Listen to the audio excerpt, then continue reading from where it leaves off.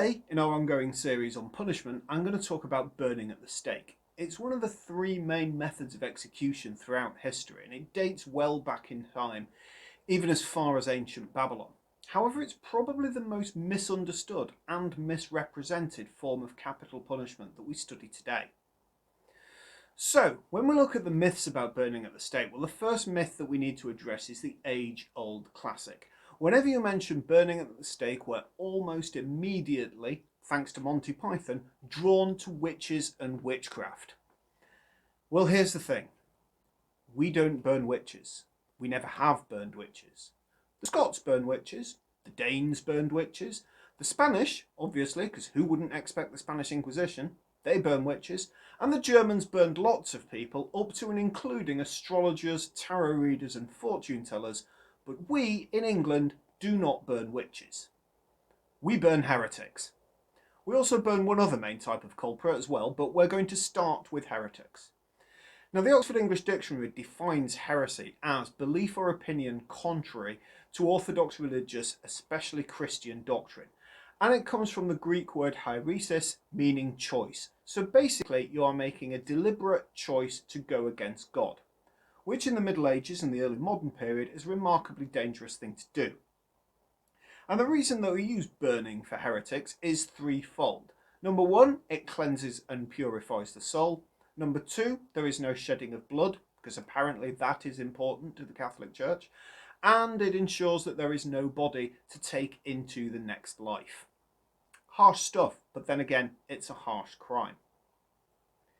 Now, the earliest burning for heresy that we have recorded in England is when Deacon of the Church and student at Oxford University renounced his Christianity and converted to Judaism in order to marry a Jewish girl. This was at a time when anti-Jewish sentiment was at an all-time high. And he's reported to have said, "I renounce the newfangled law and the comments of Jesus the false prophet." Those words were to cost him his life.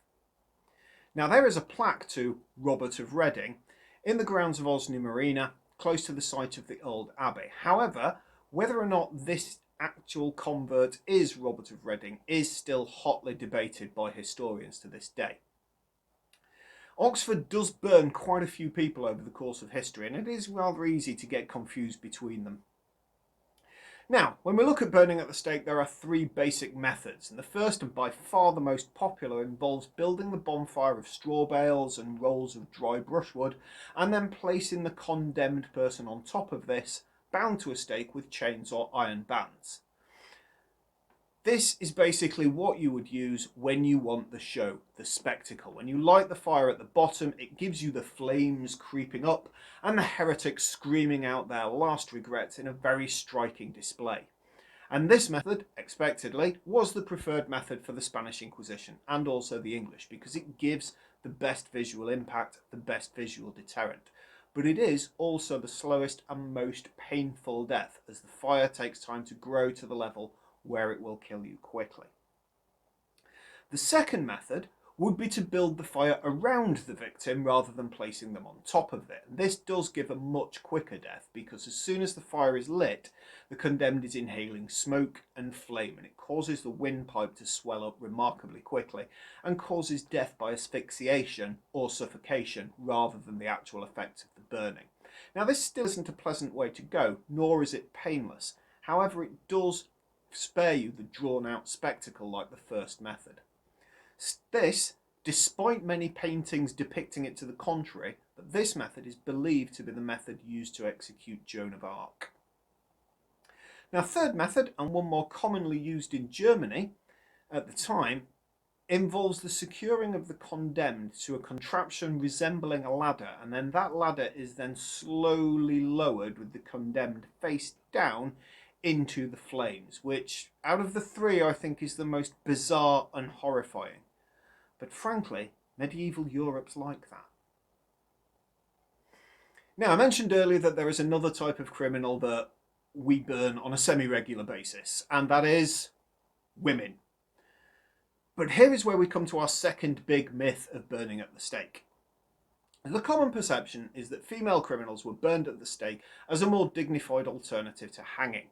And there is a small kernel of truth to that, but like many things we think today, that's not really the complete picture. So firstly, this is not an alternative to a simple hanging. This is an alternative to hanging, drawing and quartering.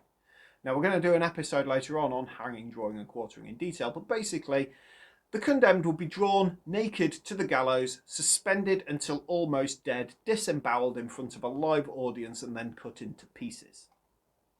This was not something that would to be done to women, apparently. Jurist William Blackstone is often quoted saying, "For the decency due to sex forbids the exposing and public mangling of their bodies, their sentence, which is to the full as terrible to sensation as the other, is to be drawn to the gallows and there be burned alive." Basically, the public decency section here is referring to the dragging and displaying of a naked woman and the public mangling of the body. Therefore, the burning solves the problem while still delivering the sort of painful punishment that is customary for crimes of treason. Although, it's worth bearing in mind here that crimes like murdering your husband and counterfeiting money would come under the banner of treason.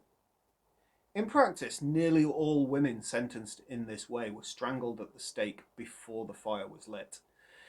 It was common for the condemned woman to be strangled for 30 minutes to ensure death before the body was burned. The bigger injustice in these cases is that murdering one's husband was petty treason, the murder of your lawful superior, and that would get a woman burned. Murdering one's wife was just murder, and that would get a man hanged, if that. Different sentences for what is in reality the same crime. So much for equality before the law. While there were public objections to the burning of women, it's worth noting that the early protests were not about the barbarity or the injustice. It was just that the residents of Newgate didn't like the smell and the smoke. They would be much more happy if women were burnt at Tyburn, well out of their way. Also, the media coverage at the time didn't really give you the idea that this was considered an important thing. If we look at this edition of the Stamford Mercury from 1789, you can see that the burning of Catherine Murphy ranks only slightly higher than the lottery numbers. That gives you an idea of just how commonplace people thought this would be. But the Universal Register, which was later to become the Times, did take up the cause in 1786 and carried the comment about the burning of Phoebe Harris. It read, "The execution of a woman for coining on Wednesday morning reflects a scandal upon the law and was not only inhuman but shamefully indelicate and shocking. Why should the law in this species of offence inflict a severer punishment upon a woman than a man? It is not an offence which she can perpetrate alone. In every such case the insistence of a man has been found the operating motive upon the woman, yet the man is but hanged and the woman burned." Now, the Treason Act of 1790 got rid of this practice once and for all, but in reality there hadn't been a person burned alive in England for over 60 years at that point. The practice did continue on the continent. Going back to Germany again, the last judicial European burning at the stake took place in Germany in 1835. That's not even 200 years ago. We think of this as an ancient thing, and it really is that modern. Just let that sink in. Thanks a lot for watching, and we'll see you next week. Bye-bye.